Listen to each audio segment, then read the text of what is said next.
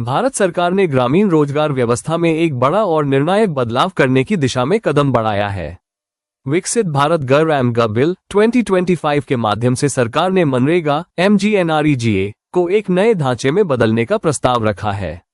ये केवल दिनों की संख्या बढ़ाने का मामला नहीं है, बल्कि यह पूरी सोच और कार्यप्रणाली में सुधार की कोशिश है।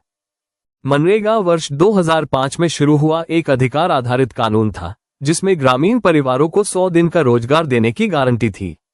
इसका उद्देश्य था ग्रामीण गरीबी कम करना, पलायन रोकना, न्यूनतम आय सुरक्षा देना, लेकिन समय के साथ इसमें गंभीर समस्याएं सामने आई।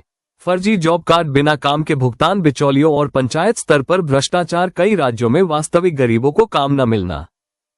मनरेगा में भ्रष्टाचार का सबसे बड़ा उदाहरण पश्चिम बंगाल से सामने आया, जहां 17 जिलों में बड़े पैमाने पर अनियमितताएं पाई गईं। जांच में सामने आया, फर्जी मजदूरों के नाम पर भुगतान, बिना काम के पैसे निकाले गए, वास्तविक गरीब परिवारों को काम से वंचित किया गया। इसी कारण केंद्र सरकार ने पश्चिम बंगाल में मनरेगा फंड रोक दिया, जो इस बात का संकेत था कि पुराने सिस्टम में सख्त सुधार जरूरी हो चुका है। गरीबी में बड़ा बदलाव 24% से 4.5%। सरकार के अनुसार पिछले वर्षों में ग्रामीण भारत में गरीबी में तेज गिरावट आई है। पहले ग्रामीण क्षेत्रों में लगभग 24% आबादी गरीब मानी जाती थी, अब यह आंकड़ा घटकर लगभग 4.5% रह गया है। सरकार का तर्क है कि अब जरूरत केवल काम देने की नहीं, बल्कि टिकाऊ इंफ्रास्ट्रक्चर, जल सुरक्षा और जलवायु संकट से निपटने की है।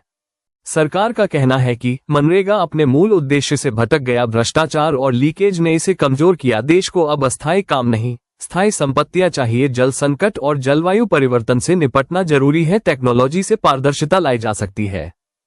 विकसित भारत गर बिल 2025 की मुख्य विशेषताएं। 1. रोजगार गारंटी 125 दिन। अब ग्रामीण परिवारों को 100 की जगह 125 दिन रोजगार देने का प्रावधान किया गया है। 2. फोकस टिकाऊ विकास। काम अब इन क्षेत्रों पर केंद्रित होगा। जल संरक्षण, ग्रामीण इंफ्रास्ट्रक्चर, आजीविका से जुड़े स्थायी कार्य, जलवायु परिवर्तन से निपटने वाले प्रोजेक्ट। 3. टेक्नोलॉजी आधारित निगरानी, बायोमेट्रिक उपस्थिति, GPS आधारित work site monitoring, real time data, ICE audit और फ्रॉड कंट्रोल। आलोचकों का कहना है कि अगर काम डिमांड के बजाय अलॉटमेंट पर आधारित हुआ, अगर राज्यों पर फंडिंग का ज्यादा बोझ पड़ा, तो मनरेगा का अधिकार आधारित स्वरूप कमजोर हो सकता है। यह आने वाला समय बताएगा कि 125 दिन वास्तव में जमीन पर मिलेंगे या सिर्फ कागजों में रहेंगे। मनरेगा में बदलाव जरूरी भी था और संवेदनशील भी। भ्रष्टाचार, जैसे पश्चिम बंगाल के 17 जिलों में सामने आया, ने सिस्टम को झकझोर दिया।